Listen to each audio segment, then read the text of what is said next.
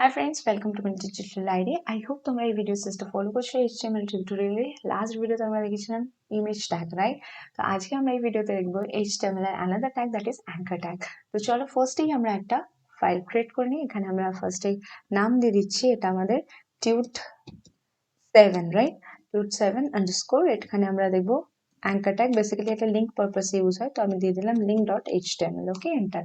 তো আমাদের another file create হয়ে গেছে। এখানে ফার্স্টেই আমরা বয়লার প্লেট ইনক্লুড করে নেবো। আই হোপ তোমরা জানো boiler plate means template, HTML এর যে বেসিক টেমপ্লেট সেটা আমরা ইনক্লুড করে নিলাম। নাও এবার HTML, এটা আমাদের HTML tutorial, right? Tutorial, then এটা কি পারপাসে? Link purpose. ওকে, সো আমাদের টাইটেল রেডি। নাও এবার আমরা অ্যাঙ্কার ট্যাগ ইউজ করবো। অ্যাঙ্কার ট্যাগ বেসিক্যালি আমি যেমন বললাম যে লিংক ক্রিয়েট করার জন্য, মানে ধরো আমাদের ওয়েব পেজের সাথে আমরা আলাদা কোনো ওয়েবসাইটকে লিংক করাতে চাই, like Google, Facebook, YouTube, Twitter, Instagram, anything. Okay, so another ওয়েবসাইটকে যখন আমরা লিংক করাতে চাই, অথবা আমাদের নিজেদের ওয়েবসাইটেরই ডিফারেন্ট ওয়েব পেজেসকে যখন আমরা লিংক করাই, তখন আমরা বেসিক্যালি অ্যাঙ্কার ট্যাগ ইউজ করি। তো অ্যাঙ্কার ট্যাগকে আমরা কিভাবে লিখবো? লিখবো অ্যান্ড দেন অটো কমপ্লিট হয়ে গেল। অ্যান্ড এর মধ্যে আমাদের যে অ্যাট্রিবিউট আমরা দিই সেটা হচ্ছে href। href means hyper reference. And এর মধ্যে ডাবল কোটে আমাদের ভ্যালু দিতে হয় ডেস্টিনেশন পেজ, মানে যেই পেজের সাথে আমরা লিঙ্ক করাতে চাই। তো ধরো আমরা গুগলের সাথে লিঙ্ক করাতে চাই, তো তোমরা গুগলে গিয়ে দেন অ্যাড্রেস বার থেকে অ্যাড্রেসটা কপি করে নিতে পারো, অথবা আমরা এরকম ভাবে ডিরেক্টলি দিয়ে দিতে পারি। ওকে, সো এইভাবে তোমরা গুগলের যে লিঙ্কটা সেটা দিয়ে দিতে পারো। দেন আমরা এর মধ্যে লিখে দেবো গুগল। তো এখানে যখনই আমরা গুগলে ক্লিক করবো, আমরা ডিরেক্টলি ওই ওয়েব পেজে পৌঁছে যাবো। আমি একবার সেভ করে তোমাদের ওপেন করে দেখাচ্ছি। গো লাইভ করলাম আমি, তো আমাদের লাইভ সার্ভার ওপেন হয়ে গেল। নাও এবার যদি আমরা ওপেন করি, দেখতেই পাচ্ছি এখানে গুগল। যখনই আমরা গুগলে ক্লিক করবো, আমাদের সামনে গুগল কিন্তু ওপেন হয়ে যাবে। তো এইভাবে আমরা যে কোনো ওয়েবসাইটকে লিঙ্ক করানোর জন্য অ্যাঙ্কার ট্যাগ ইউজ করে থাকি। সো একইভাবে আমি ধরো আরো একটা ক্রিয়েট করতে চাই, আরো নেক্সট। ওকে, ধরো আমরা এখানে এটাকে আমি চেঞ্জ করে দিলাম ফেসবুক, রাইট? তো আমি এখানে লিখে দিচ্ছি ফেসবুক ইনস্টেড অফ গুগল। ওকে, নাও এখানে আমি চেঞ্জ করে দেবো facebook.com। ওকে, তো আমি এখানে করে দিচ্ছি facebook.com। ওকে, একইভাবে আমরা ধরো ইউটিউবের ক্ষেত্রে করতে পারি। তো আমি এটাকে চেঞ্জ করে দেবো, দেন আমি করে দেবো youtube.com। ওকে, এখানে আমি টেক্সটটা চেঞ্জ করে দিচ্ছি ইউটিউব। ওকে, তো এইভাবে আমরা ডিফারেন্ট লিঙ্কস ক্রিয়েট করতে পারি। অ্যান্ড এগুলো পরপর আসবে। আমি যদি তোমাদের একবার শো করাই, দেখতে পাচ্ছ এগুলো পরপর আসছে। তো আমরা যদি এটাকে নিচে নিচে চাই, আমরা একটা করে ব্রেক অ্যাড করে দেবো। ব্রেক ট্যাগ অলরেডি আমরা লাইন ব্রেকের জন্য ইউজ করি, আমরা এটা ডিসকাস করে নিয়েছি, রাইট? তো এখানে আমরা বিআর ট্যাগ ইউজ করে দিতে পারি এইভাবে। ওকে, নাও নেক্সট। ওকে, নাও আমি সেভ করলাম অ্যান্ড তোমরা দেখতে পাচ্ছ না এবার পরপর চলে এসেছে। ওকে, তো আমি যদি গুগলে ক্লিক করি, দেখো আমরা গুগল ওপেন হয়ে গেল। ফেসবুকে ক্লিক করব, দেখো ফেসবুক ওপেন হয়ে গেল। ওকে, সেম ভাবে ইউটিউবে ক্লিক করলে দেখো। তো এইভাবে আমরা ডিফারেন্ট ওয়েবসাইটের সাথে লিঙ্ক করাতে পারি। তো এখানে আমরা কি করছি? আদার ওয়েবসাইটের সাথে লিঙ্ক করাচ্ছি, রাইট? তাহলে এখানে আমরা ইউজ করছি কি, আমি এখানে কমেন্ট সেকশনের মধ্যে লিখে দিলাম যে এখানে আমরা যে পাথটা বা লোকেশনটা ইউজ করছি সেটা কি অ্যাবসলিউট পাথ। ওকে, যখন আমরা অন্য কোনো ওয়েব লোকেশনের সাথে লিঙ্ক করা, তখন সেটা অ্যাবসলিউট পাথ। ওকে, আর যখন আমরা নিজেদের ওয়েবসাইটের ডিফারেন্ট ওয়েব পেজের সাথে লিঙ্ক করাবো, যেমন ধরো আমি এক্সাম্পল দিলে আমি আরেকটা বিয়ার ট্যাগ এখানে ইউজ করব ডেফিনেটলি। ওকে, নেক্সট আমি ধরো আনাদার অ্যাঙ্কার ট্যাগ ক্রিয়েট করছি, তো যেটা আমি আমার লোকাল পেজের সাথে লিঙ্ক করাবো। যেমন ধরো এখানে আমি দিয়ে দিলাম href। ওকে, অ্যান্ড এখানে আমি ধরো index.html এই পেজের সাথে লিঙ্ক করাতে চাই, আমি স্ল্যাশ দেবো অ্যান্ড আমার দিয়ে দেবো index.html। ওকে, দিয়ে দিয়েছে।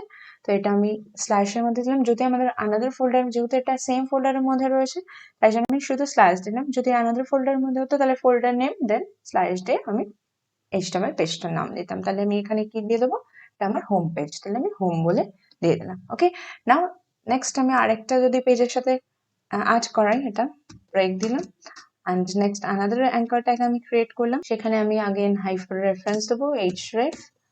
ওকে, অ্যান্ড এখানে ধরো আমি tut6 এর সাথে লিঙ্ক করাতে চাই, তাহলে আমি কিভাবে দেবো, স্ল্যাশ দেন tut6, যেটা আমাদের অলরেডি দিয়ে দিয়েছে ইমেজ পেজের সাথে। অ্যান্ড এটা আমাদের কি related, image related. Control S করে সেভ করলাম। অ্যান্ড যদি এবার আমি তোমাদের শো করাই, তো দেখতেই পাচ্ছ এখানে, তো হোম পেজে ক্লিক করলে আমি সেই index.html এ চলে গেলাম, অ্যান্ড দেন ইমেজে ক্লিক করলে আমি সেই tude6image.html চলে গেলাম, রাইট? তো এইভাবে আমরা যে কোনো আদার ওয়েবসাইটের সাথে লিঙ্ক করাতে পারি, অথবা আমাদের নিজেদের ওয়েবসাইটের ডিফারেন্ট ওয়েব পেজের সাথে লিঙ্ক করাতে পারি। তো এখানে আমরা লোকাল লিঙ্ক ইউজ করলাম, রাইট? তো এটা আমাদের কি হলো, আমি কমেন্ট আউট করে দিচ্ছি, এটা আমাদের হলো relative. Okay, so I hope clear হলো রিলেটিভ অ্যান্ড অ্যাবসলিউট। নাও এখানে আমি যখনই ক্লিক করছি গুগলে, সেটা সেম ট্যাবেই ওপেন হচ্ছে, রাইট? আগেন আমাকে ব্যাক করতে হচ্ছে, আগেন ফেসবুকে ক্লিক করছি, সেম ট্যাবে ওপেন হচ্ছে, আগেন আমার ব্যাক করতে হচ্ছে। বাট যদি আমি চাই সেটা নিউ ট্যাবে ওপেন হবে, মানে এই ওয়েব পেজটা আমার অ্যাজ ইট ইজ ওপেন থাকবে, অ্যান্ড যখনই আমি কোনো লিঙ্কে ক্লিক করবো সেটা নিউ ট্যাবে ওপেন হবে। তো তার জন্য আমাদের কি করতে হবে, খুব ইজি কিছু নয়, আমাদের একটা অ্যাট্রিবিউট জাস্ট অ্যাড করতে হবে, সেটা হলো টার্গেট। ওকে, তো আমি একসাথে ধরো সবকটাতে অ্যাড করতে চাই, তাহলে এখানে একটা শর্টকাট আমরা এখানে শিখে নিই। মাল্টিপল কার্সর আনার জন্য আমাদের অল্ট কি প্রেস করতে হবে, and যেখানে যেখানে আমরা কার্সর চাই সেই প্লেসে ক্লিক করতে হবে অল্ট কিটা প্রেস করে রেখে। ওকে, তো তোমরা দেখতেই পাচ্ছ মাল্টিপল কার্সর চলে আসছে।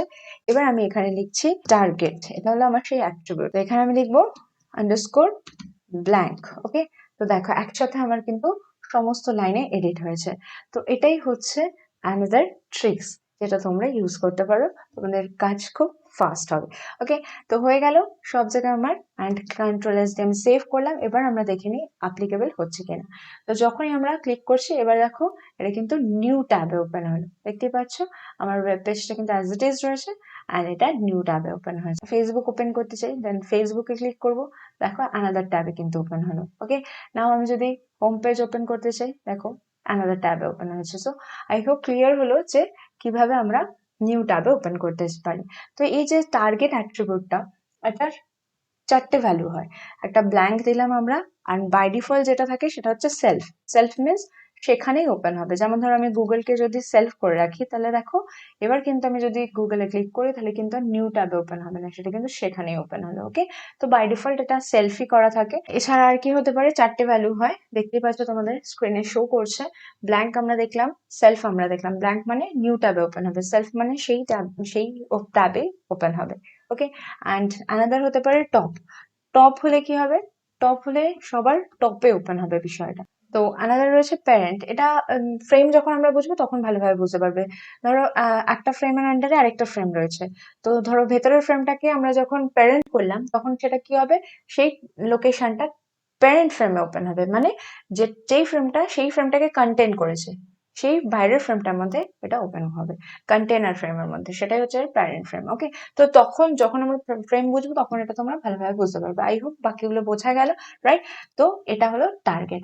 নাও আমি এটাকে আগে ব্ল্যাঙ্ক করে দিলাম, যেমন আমরা রেখেছিলাম। ওকে, জিনিস বলবো, দেখো যখন আমাদের ফার্স্ট টাইম আমরা ভিজিট করছিলাম, তখন ওটা হাইপার লিঙ্কটা ব্লু কালার ছিল, যখন ভিজিট করে নিলাম তখন আমাদের এটা পার্পল কালার হয়ে গেল, রাইট?